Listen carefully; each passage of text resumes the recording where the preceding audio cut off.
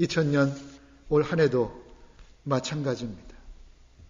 많은 어려움이 있었지만 그래도 우리가 여기까지 왔습니다. 무슨 까닭입니까? 하나님께서 당신의 지팡이와 막대기로 우리를 안위하셨기 때문입니다. 하나님께서 당신의 지팡이와 막대기로 우리를 보살피셨기 때문입니다. 한없는 너그러움으로 우리를 대하셨고 한없는 은혜로 우리를 이끄셨기 때문입니다. 그것이 우리의 또 다른 현실입니다.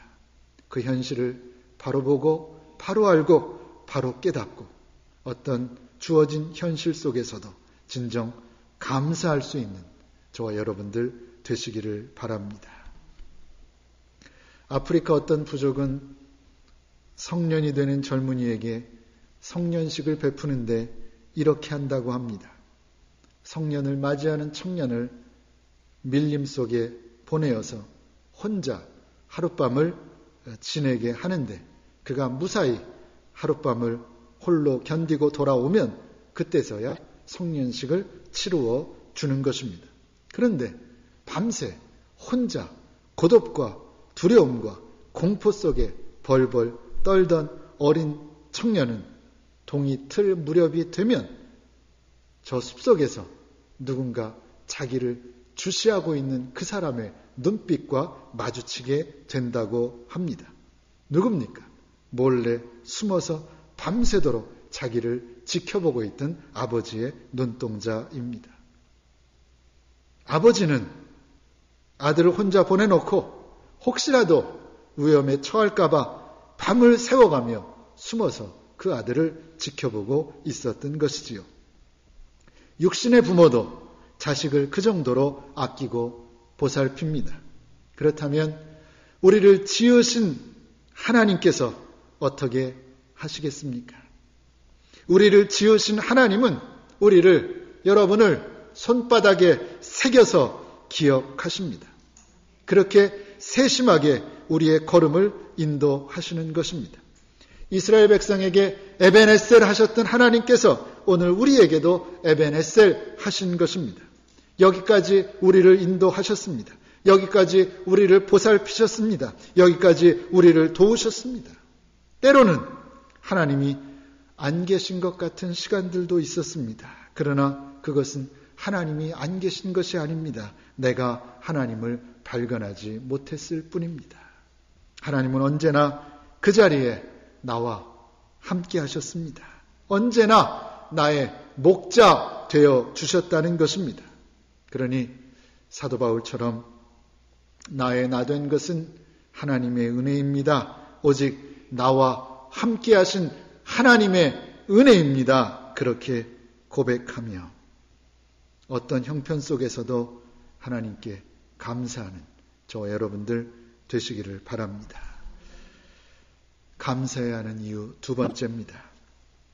지금까지 나의 목자 되신 하나님께서 앞으로도 내 인생을 보살펴 주실 것이기 때문입니다. 6절입니다. 나의 평생의 선하심과 인자하심이 정녕 나를 따르리니 내가 여호와의 집에 영원히 거하리로다.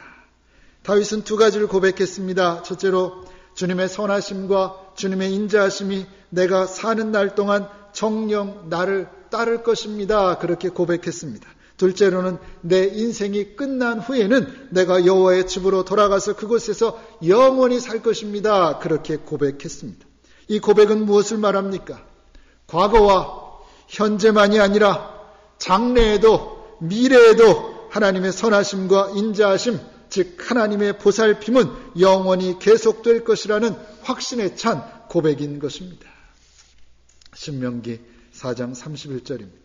내 여호와는 자비하신 하나님이심이라 그가 너를 버리지 아니하시며 너를 멸하지 아니하시며 내 열조에게 맹세하신 언약을 잊지 아니하시니라. 그렇게 말씀했습니다. 우리가 믿는 하나님은 우리를 버리지 않으십니다. 우리를 멸하지 않으십니다. 또한 우리와 맺은 언약을 결코 잊지 않으시는 하나님이심을 천명하고 있는 것입니다. 우리에게 하신 약속을 잊지 않으신다라는 겁니다. 나는 잊을지 몰라도 하나님은 잊지 않으신다라는 겁니다. 그런 까닭에 예수님도 공생의 3년 동안 머리 기댈 곳조차 없는 고달픈 삶을 사셨습니다. 그러나 결코 불안해하지 않았습니다. 염려하지 않았습니다. 근심하지 않았습니다. 그리고 오히려 우리에게 이렇게 말씀하셨습니다.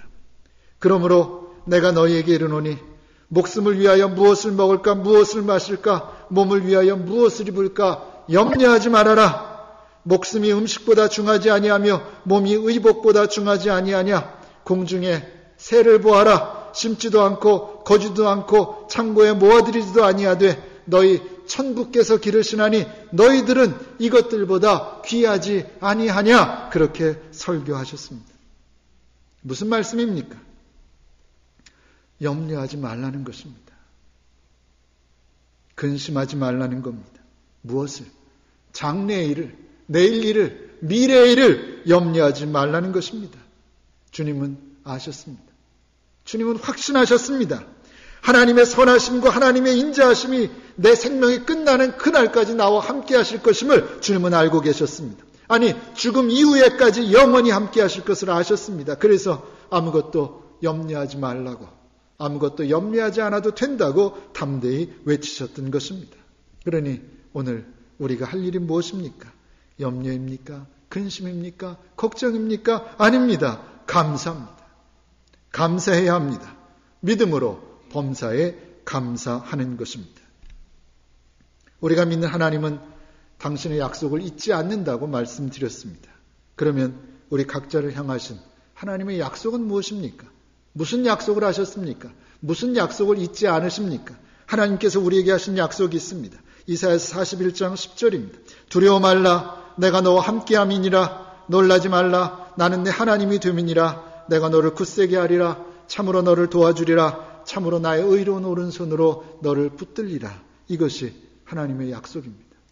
하나님은 우리에게 내가 너희와 함께 하겠다. 그렇게 약속하셨습니다. 그러면 우리를 향한 예수님의 약속은 무엇입니까? 예수님의 마지막 약속은 무엇입니까? 내가 너희에게 분부한 모든 것을 가르쳐 지키게 하라. 볼지어다 내가 세상 끝날까지 너희와 항상 함께 있으리라. 그렇게 말씀하셨습니다. 하나님의 약속과 정확하게 일치합니다. 하나님은 우리에게 주신 약속과 예수님이 세상을 떠나시며 우리에게 주신 약속이 일치합니다. 세상 끝날까지 내가 너희와 항상 함께하겠다. 그렇게 약속하셨습니다. 그리고 그 약속을 지키신다는 겁니다. 약속하신 대로 우리와 항상 함께하십니다. 우리를 보살펴 주시되 아주 구체적으로 보살펴 주시는 것입니다. 문제는 누굽니까? 하나님이 아니라 우리가 문제인 겁니다. 내가 문제입니다. 하나님의 약속을, 하나님의 말씀을, 성경의 외침을 과연 믿음으로 받아들이느냐 믿지 않느냐, 결국 내 문제인 것입니다. 믿고 감사하는 여러분들 되시기 바랍니다.